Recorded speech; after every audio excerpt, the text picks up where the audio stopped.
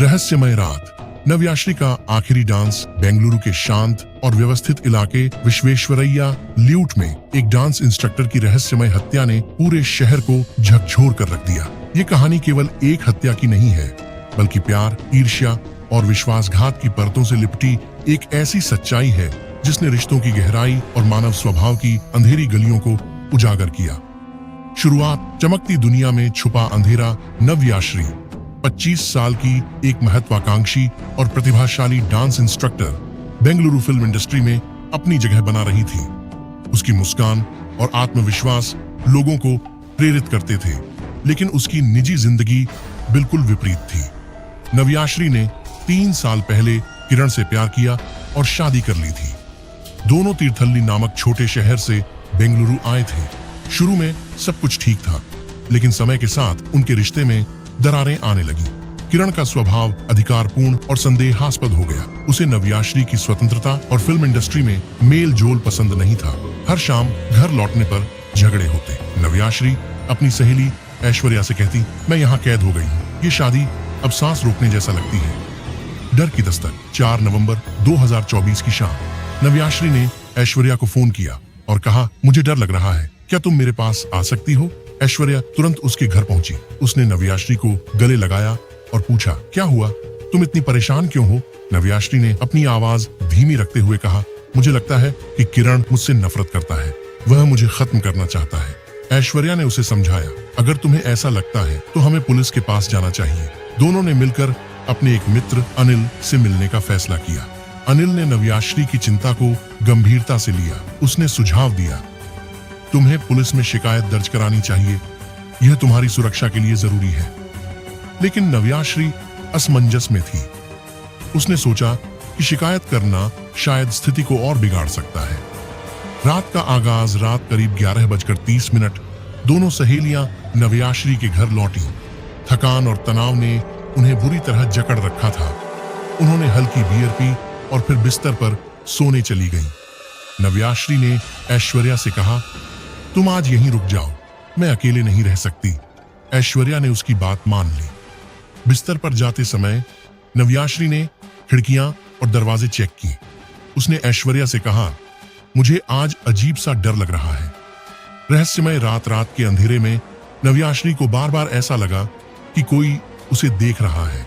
उसने खिड़की की ओर देखा, लेकिन वहां कुछ नहीं था। थोड़ी देर बाद एक हल्की सरसराहट की आवाज आई। नव्याश्री ने ऐश्वर्या को जगाने की कोशिश की, लेकिन ऐश्वर्या गहरी नींद में थी। शायद यह मेरा वहम है, नव्याश्री ने खुद से कहा, लेकिन उसकी बेचैनी बढ़ती जा रही थी। अचानक उसे लगा कि कमरे में कोई है। उसने डर से अपनी आंखें बंद कर लीं। सुबह का खौफनाक दृश्य। सुबह 6 बजे ऐश्वर्या की आंख खुली। उसने अपने कपड़े गीले महसूस किए, जैसे उसने गलती से पेशाब कर दिया हो। उसने नव्याश्री को देखने के लिए चारों ओर देखा। नव्याश्री बिस्तर पर नहीं थी। वह कमरे के कोने में एक कुर्सी पर बंधी हुई थी। उसकी गर्दन एक ओर लटकी हुई थी। नव्याश्री! ऐश्वर्या चीख पड़ी। उसकी चीख सुनकर पड़ोसी दौड़कर आए। ऐश्वर्या बुरी तरह रो रही थी। उसने पड़ोसियों को बताया, मैं कुछ नहीं जानती, जब मैं सोई तब सब ठीक था। पड़ोसियों ने पुलिस को बुलाया। जांच की शुरुआत। पुलिस घटनास्थल पर पहुंची। कमरे का निरीक्षण करते समय उन्होंने पाया कि दरवाजे और खिड़कियां बंद थीं। घर में जबरन घुसने के कोई निशान नहीं थे। पुलिस ने ऐश्वर्या से पूछा, तुम्हें रात को कुछ सुनाई नहीं दिया? ऐश्वर्या ने कहा, मैं गहरी नींद में थी, मुझे कुछ पता नहीं चला। यह जवाब पुलिस के लिए संतोषजनक नहीं था।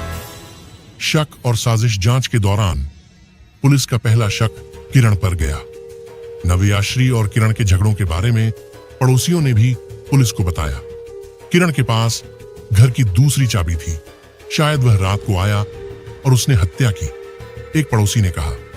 लेकिन सवाल यह था कि अगर किरण ने नव्याश्री की हत्या की तो उसने ऐश्वर्या को क्यों नहीं छुआया?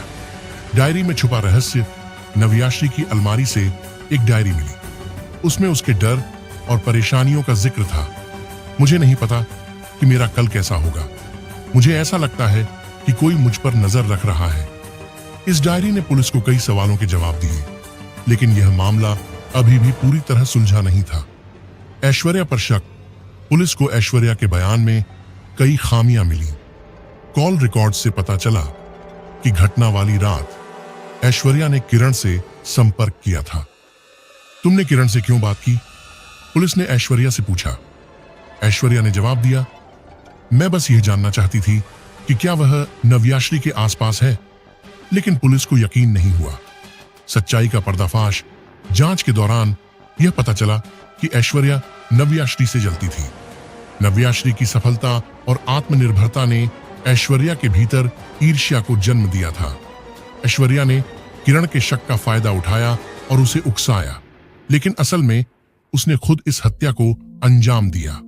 उसने नव्याश्री को नींद की गोलियां दी और जब वह बेहोश हो गई तो उसकी हत्या कर दी। अदालती फैसला और इतिहास इस हत्याकांड ने पूरे शहर को स्तब्ध कर दिया। अदालत ने ऐश्वर्या को आजीवन कारावास की सजा सुनाई, जबकि किरण को उकसाने के आरोप में 10 साल की जेल हुई। एक घर जो आज भी डराता है, विश्वेश्वरैया लेआउट में, वह घर आज भी खड़ा है, लेकिन लोग उसे एक भयावह स्थान के रूप में देखते हैं। वीडियो अच्छा लगा तो एक लाइक कर दें।